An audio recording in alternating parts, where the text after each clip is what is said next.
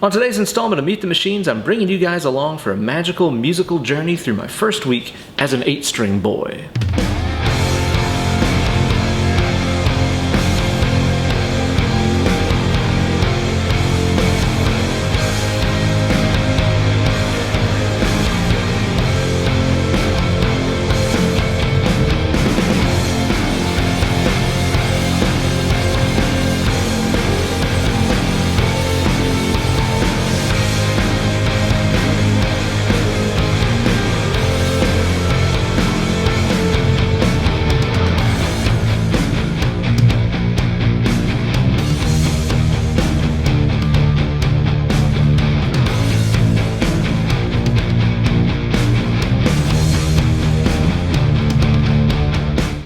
Yo guys, it's your good buddy, Uncle Ben Eller, and welcome to Meet the Machines, the gear show for people who like things that are nice. And about a week ago, I got a package in the mail containing something that was indeed very nice. It's guitar. Oh boy. That there is a Skervesen Raptor 8-string, the first 8-string guitar that I've ever owned. We'll talk all the lovely details about the guitar over the course of the video, but here's the basic specs. We've got ourselves a sexy and lightweight swamp ash body featuring a beautimous burl top, bare knuckle Nailbomb 8 pick-em-ups, a gorgeous fast neck that's mostly made out of walnut, 26 to 28 inch fanned fret design, and most notably, 8 strings on it. A lot of folks recognize Meshuggah as being the 8-string innovators, but there's tons of other dudes making waves with the Ocho, like Tosin and Javier of Animals as Leaders, the Gentlemen in Periphery, up-and-coming shred monsters like Sims Cashin, tapping maniacs like Josh Martin of Little Tybee and Sarah Longfeld, and more. Some guitarists are using 8s for the extended range that you can bring into chords and scales. Some dudes love using them just for the sheer brutality of that super low tuning. But as for myself, I'm using it for, well, I'm not really sure yet, but that's why I'm making this video. The last time that I journeyed beyond the realm of 6-string guitars is when I got my very first 7, and that was a long time ago. So hopefully this won't be too steep of a learning curve for me. So the first thing that I noticed about the guitar whenever I pulled it out of the case is how shockingly lightweight it is. That's one of the really fantastic things about Swamp Ash. It sounds awesome and it won't break your back. But the biggest thing that I was really curious about was the neck profile on this. When it comes to 6 strings, I'm really not all that picky about thickness. Big or small, I like them all. But whenever I get onto a 7-string, it kind of has to be that nice, thin, flat profile to feel comfortable. I've played a lot of 8-string guitars that have necks that literally feel like 2x4s, so I was a little bit worried about it. But as soon as I picked this thing up and wrapped my mitts around it, I felt super comfy and at home. The neck profile has a really unique asymmetrical profile. That's one of my favorite parts about the guitar. It's pretty slim up on the bass side, which is really comfy when you're in the thumbs up position, and a little thicker and rounder on the treble side, which keeps you from over compressing your thumb when you're in shred kill zone mode. So the first thing that I did whenever I plugged it in is the same thing that I assume everybody does whenever they get their first 8-string. Completely ignore all the other strings and focus exclusively on basking in the incredible low-end brutality of that big old fat string.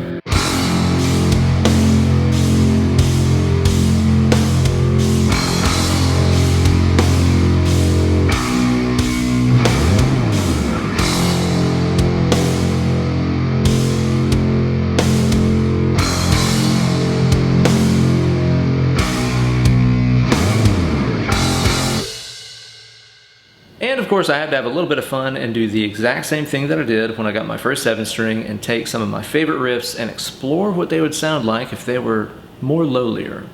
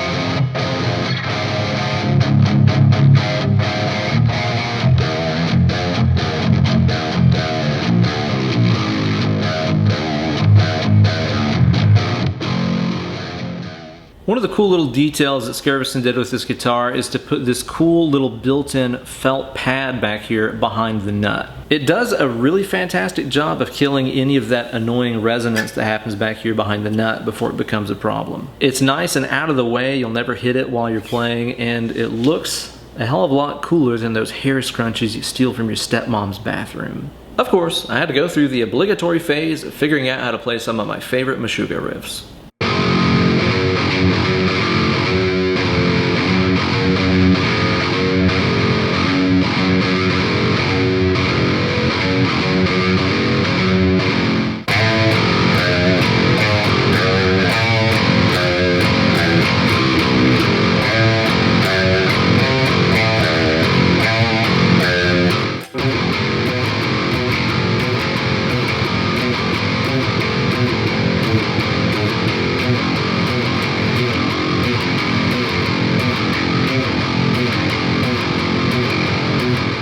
And in the process, I figured out that when you're tuned down nearly an octave below a standard guitar, less is definitely more when it comes to bass and gain, and mids are your friend. No matter what your amp situation is, a boost pedal is a great way to clean up dirty low end when you tune down real deep like, and thankfully I've got a couple of my favorites on hand for just such an occasion. Such as the absolutely fabulous Direwolf by Highwind Amplification,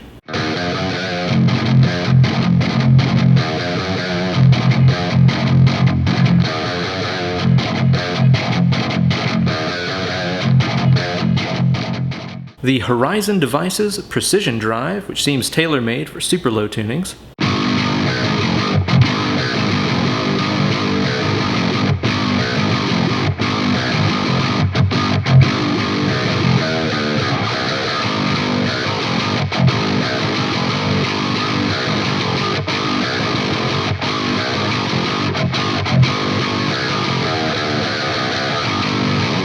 or this awesome Eris Effects parallel overdrive that I just picked up.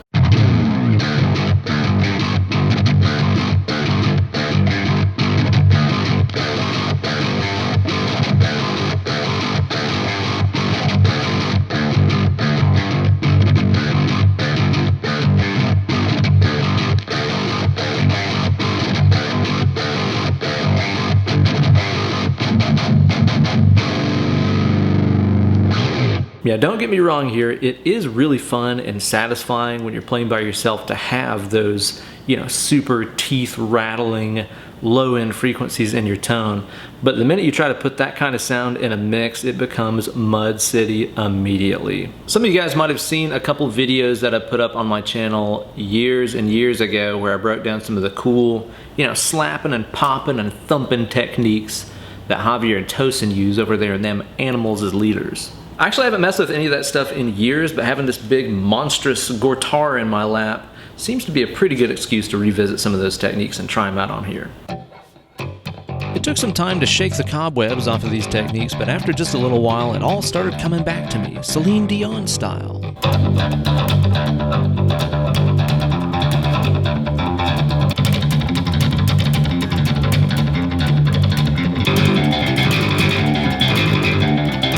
All of the slapping, popping, and muting techniques that I learned on 7-string guitar and bass transitioned really naturally to the 8-string.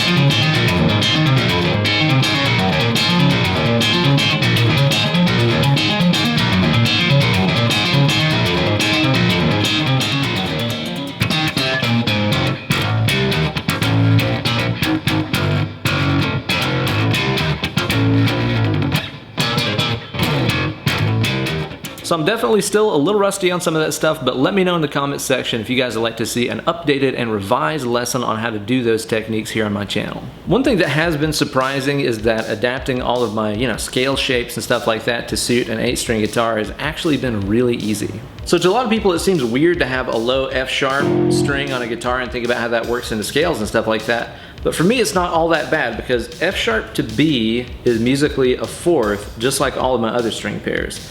So that means all of my familiar interval shapes, right? Like the shape of a fifth, the classic power chord shape. If you learn that on your other strings, then it's also the same on those two. It's like a fifth is a fifth no matter what string set it's on. Except it's on those stupid G and B strings. So for me, taking standard scale shapes that I have, stone cold memorized, like this C major scale, and figuring out where it would go onto these bottom strings was actually not that bad.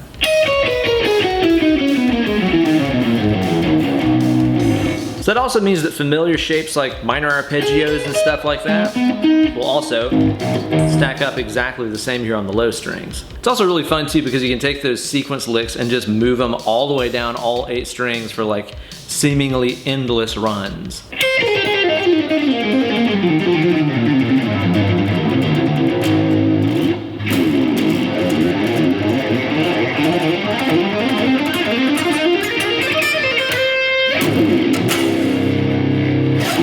So as I started messing around with those scale shapes and stuff, I started to become aware of how not freaked out I am by the fan fret design.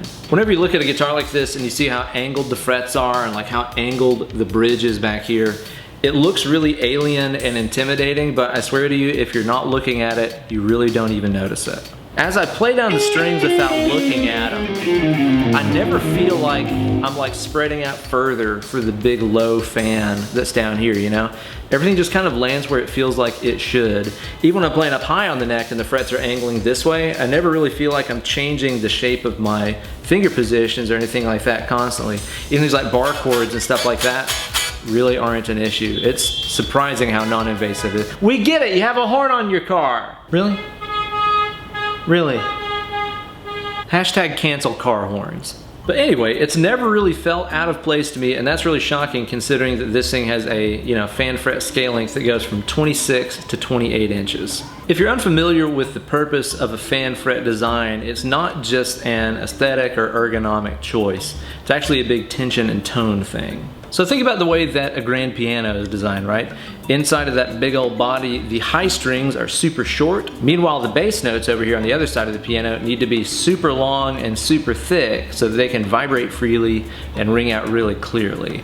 The fan fret design on a guitar basically makes that possible for us because considering the bridge is slanted this way and that the nut is slanted this way, that means that the high E string here is shorter than the lowest string here on the bottom. So on this particular guitar, the distance on the high E string from the saddle down here to the nut is 26 inches. That's just a little bit longer than standard, 25.5-inch Fender scale length. So that string feels basically like it does on any old normal guitar. Meanwhile, over here on the bass side of the guitar, the distance from the saddle to the nut on the lowest string is 2 inches longer than that. It's 28 inches. And trust me when I say that 2 inches might not sound like much, but it really does make a difference. Just ask your mother.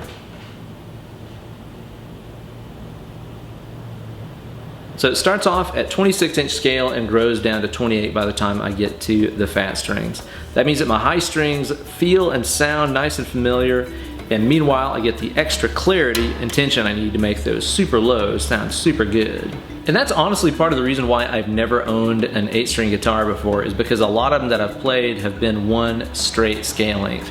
Some of the first ones that I played were all 25.5-inch scale length. So that meant that, everything felt nice and familiar on the top strings, but the bottom strings just felt like trying to play a piece of spaghetti. They were terrible.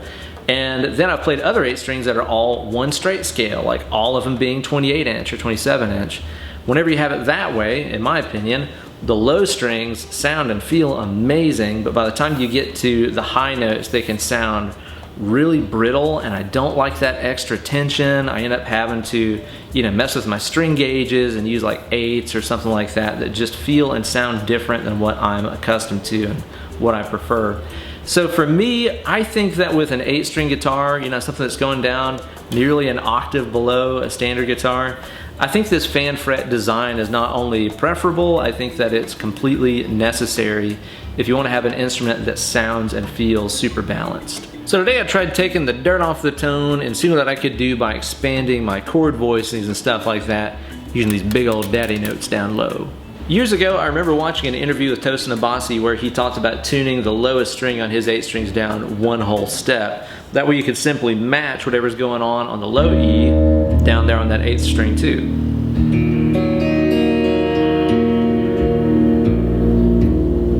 So that means basically for any chord shape you know, just take whatever you're doing on the E and do it down there on the bottom too. This guitar also has something that Skervesen calls their acoustic mod, which is like the 3rd position of this little toggle switch back here. So I can go from full pickups to splits to this acoustic thing, which apparently runs everything through some other circuit. I think it's witchcraft. I'm not exactly sure what's going on, but it sure does make those cleans sound awesome.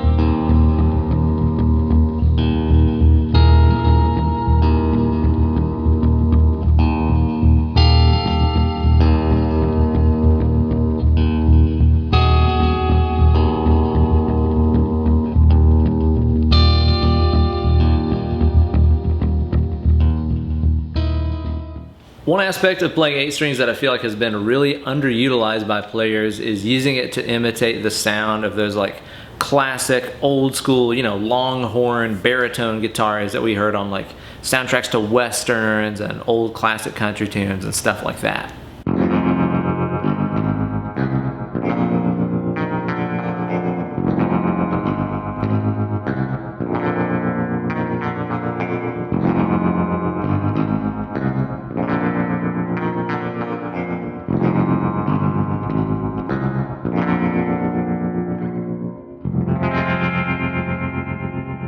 You just have to have that extra length on those super low strings. Like there's a reason basses are like 34 and 35 inches long. Low notes need to be long strings. You could also use this with the same mindset that you would as like a, you know, a Fender 6-string bass, those like vintage baritone guitars, you know. It plays some really awesome funky stuff like my buddy Mark Lettieri does all the time.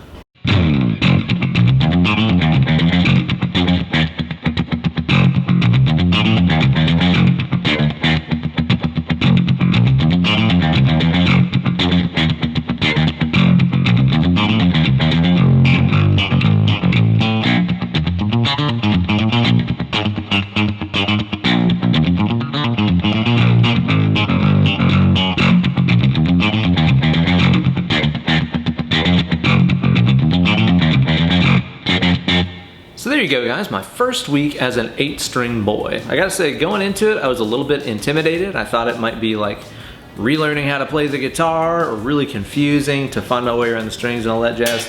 But it's like with every day that goes by, this is getting more and more natural to me and I'm really liking it.